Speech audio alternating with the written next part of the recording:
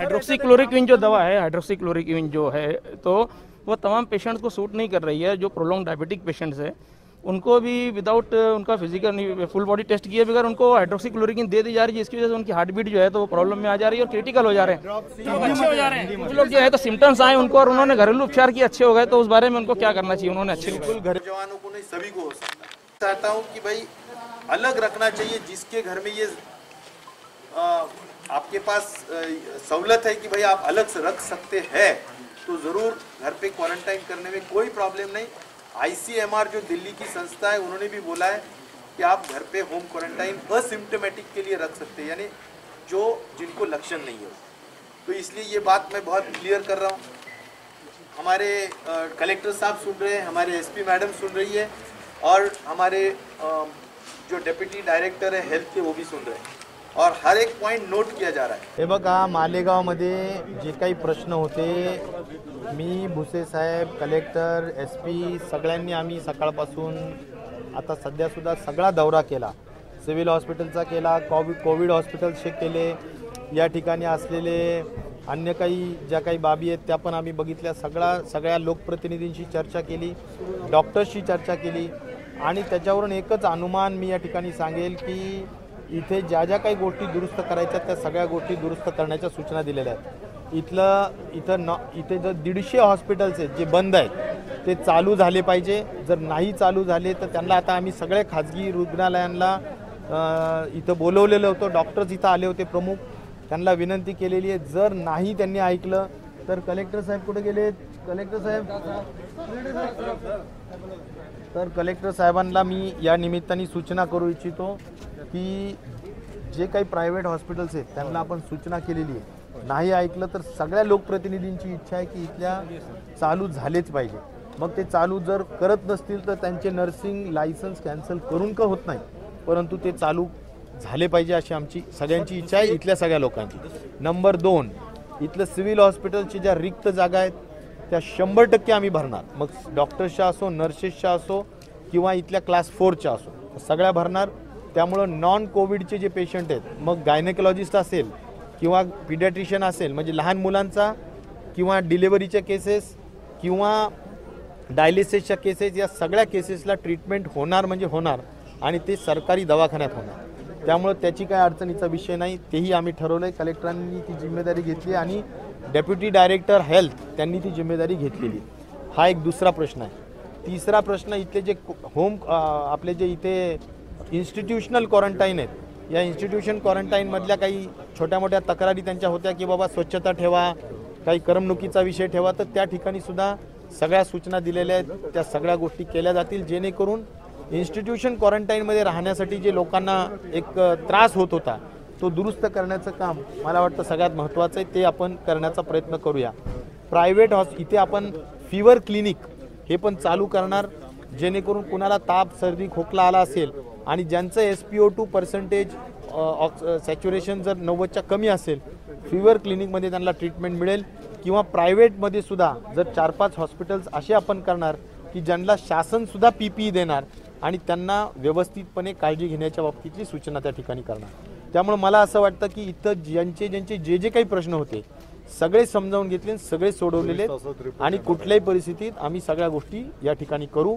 इथले पोलीस कर्मचारी, काही नर्सेस ज्या काही पॉझिटिव्ह झालेल्या आहेत त्यांनाही अधिक दक्षता घेण्यासाठी SP मॅडमला सुद्धा मी खास करून काळजी घेण्याचं सांगितलंय। त्यांनी सुद्धा त्या ठिकाणी स्पेशल कॅम्प्स लावलेले आहेत। मॅडम आपण पण या इकडे, हां, म्हणजे त्यांनी पण कॅम्प्स लावलेले आहेत। त्यांनी सुद्धा इथे जवळजवळ प्रत्येकाचं ECG काढून हायड्रॉक्सीक्लोरोक्विन देत आहेत, त्याच्यानंतर SpO2% घेत आहेत आणि सगळ्या पद्धतीनं त्यांची काळजी घेतात। इथून पुढे कुणी पॉझिटिव्ह होऊ नये यासाठी त्यांना स्पेशली मास्क देण्याचा विषय असेल, PPE किट्स देण्याचा विषय असेल, फेस शील्ड देण्याचा विषय असेल, सगळं SP मॅडम त्या ठिकाणी काळजीपूर्वक करतायत। त्यामुळे त्यांचंही काम व्यवस्थित चालू आहे। मला वाटतं कलेक्टर साहेबांचंही लक्ष आहे, अधिक जास्त या सगळ्या छोट्या छोट्या जे प्रश्न आज सांगितले ते सोडवण्यासाठी कलेक्टर लक्ष देतील, त्यांच्या अधिक जास्त चक्रा इथं वाढतील आणि इथं बसून ते प्रश्न सोडवतील असं मी एक सरकारतर्फे तुम्हाला विश्वास देऊ इच्छितो. Important question. Madam, only one question. Most important of the time. आकडे येताना त्याच्यामध्ये तफावत आढळून येते.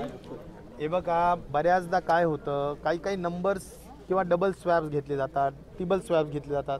तो फक्त तांत्रिक मुद्दा है, बाकी काही अड़चन नहीं. हाइड्रोक्सीक्लोरोक्विन जो दवा है, हाइड्रोक्सीक्लोरोक्विन जो है, तो वो तमाम पेशेंट्स को सूट नहीं कर रही है. जो प्रोलॉन्ग डायबिटिक पेशेंट्स है उनको भी विदाउट उनका फिजिकल फुल बॉडी टेस्ट किए बगैर उनको हाइड्रोक्सीक्लोरोक्विन दे दी जा रही है, जिसकी वजह से उनकी हार्ट बीट जो है तो वो प्रॉब्लम में आ जा रही है और क्रिटिकल हो जा रहे हैं. ये देखने में आया मेरे पास देने के लिए एक नियम है जी. वो नियम ऐसा है कि उसका ईसीजी देखे सिवाय कोई कारण उसको हाइड्रोक्सीक्लोरोक्विन देना नहीं चाहिए. और हर एक का हाइड्रोक्सीक्लोरोक्विन देने से पहले ईसीजी निकाल के उसको अगर कोई हार्ट का प्रॉब्लम है तो हाइड्रोक्सीक्लोरोक्विन देने की बात हम नहीं कर रहे हैं. जो तंदुरुस्त है उसी को प्रिवेंशन के लिए हाइड्रोक्सीक्लोरोक्विन दिया जाता है. सर एक और बात, कुछ लोग अच्छे हो जा रहे हैं, कुछ लोग जो है तो सिम्टम्स आए उनको और उन्होंने घरेलू उपचार किए, अच्छे हो गए, तो उस बारे में उनको क्या करना चाहिए? उन्होंने अच्छे बिल्कुल घरेलू उपचार नहीं करना चाहिए, हॉस्पिटल में आना चाहिए, हॉस्पिटल का उपचार. सध्या आपण बघतो की रुग्णांची संख्या वाढत असताना पोलीस दलातील देखील अनेक अधिकारी असतील किंवा कर्मचारी असतील हे बाधित होत आहेत. आणि त्यासोबतच आरोग्य अधिकारी जे आहे, एक दबक्या आवाजात अशी चर्चा आहे की त्यांची देखील हाय रिस्कवर काम करताय म्हणून चाचणी व्हायला हवी. आपण बघितलं की मुंबईच्या धर्तीवर ज्या लोकांना काही लक्षणं नसताना देखील त्यांनी ते पॉझिटिव्ह आलेले होते, त्या दृष्टीने आता काही निर्णय घेतला जाईल का? कारण कालच्या दिवशी जर बघितलं तर काही SRPचे जवान जे होते त्यांची टेस्ट नाकारली होती. आज त्याची बातमी दाखवल्यानंतर त्यांची टेस्ट झाली. या दृष्टीने काही पावलं टाकली जाईल का? हे बघा, टेस्ट घेण्यासाठी नेहमी एक प्रोटोकॉल आहे. टेस्ट घेण्याचा प्रोटोकॉल असा आहे, जर तुम्ही पॉझिटिव्ह एखाद्या पेशंटच्या जवळपास क्लोज कॉन्टॅक्टमध्ये असाल तर तुमची टेस्ट घ्यावी असा प्रोटोकॉल आहे. तर तशा अनुषंगाने जर कोणी पोलीस कर्मचारी एखाद्या नेमक्या पॉझिटिव्ह पेशंटच्या आजूबाजूला असतील तर त्या लोकांची टेस्ट घ्यायला अजिबात अडचण नाही, त्यांना इन्स्टिट्यूशन क्वारंटाईन करायला अडचण नाही आणि त्यांना ट्रीटमेंट करायला अडचण नाही. परंतु सरसकट सगळ्यांच्या टेस्ट घेण्याची काही कारण नसतं. सर एक हिंदी में, सर एक छोटा सा हिंदी में देखो मैं इतना ही कहना चाहूँगा कि जो भी अभी हमने डिटेल में मालेगांव का ब्यौरा लिया है, जिसमें हमने गवर्नमेंट का हॉस्पिटल पूरी सुविधा वहाँ पर रहेगी और सभी जो रिक्त पद है वहाँ पर भरे जाएंगे, स्पेशलिस्ट के हो, नर्सेस के हो, क्लास 4 के हो. उसके बाद ख़ास तौर पर प्राइवेट हॉस्पिटल यहाँ पर 150 है और उसमें से एक भी शुरू नहीं है. इसीलिए नॉन कोविड पेशेंट की ट्रीटमेंट यहाँ पर नहीं हो रही है. कोई हार्ट की बीमारी है, दिल की बीमारी है, किसी का रीनल फेलियर हुआ है, किसी का डायबिटीज़ है, किसी का डिलीवरी की काम है अर्जेंसी, लेकिन वहाँ पर ये सुविधा नहीं मिल रही है. हमने कलेक्टर साहब को ये जिम्मेदारी दी है, कोई हालत में 150 के 150 अस्पताल चालू होना चाहिए. आज हमने उनके लिए ये भी कहा है कि अगर 4-5 हॉस्पिटल्स के लिए कुछ PPE किट्स देना है तो गवर्नमेंट देंगी, गवर्नमेंट PPE किट्स देंगी, कलेक्टर वो जिम्मेदारी लेंगे. और बाकी के जो जनरल हॉस्पिटल्स है जो खास तौर पर डिलीवरी का काम करते हैं, यानी गायनेकोलॉजिस्ट है, छोटे बच्चों का डॉक्टर है यानी पीडियाट्रिशियन है, किडनी का काम करते हैं यानी नेफ्रोलॉजिस्ट है, ये सभी लोगों ने अपना अपना काम शुरू रखना चाहिए. क्योंकि ये सुविधा, ये सेवा न मिलने के वजह से कुछ पेशेंट्स मर रहे हैं, तो ये ठीक बात नहीं है. उनके लाइसेंस भी हम, अगर उन्होंने नहीं सुने तो हमारे पास दूसरा कोई चारा नहीं रहता है. कलेक्टर उनके अधिकार में उनका लाइसेंस भी रद्द कर सकते हैं. उनका नर्सिंग होम लाइसेंस जो दिया जाता है वो परमानेंटली रद्द कर सकते हैं. मैं ये चाहता हूँ कि सब लोगों ने सहयोग देना, सहकार्य करना, शासन की जो भी रूल्स रेगुलेशंस है उसको मानना, ये बहुत ज़रूरी और आज के समय की मांग है.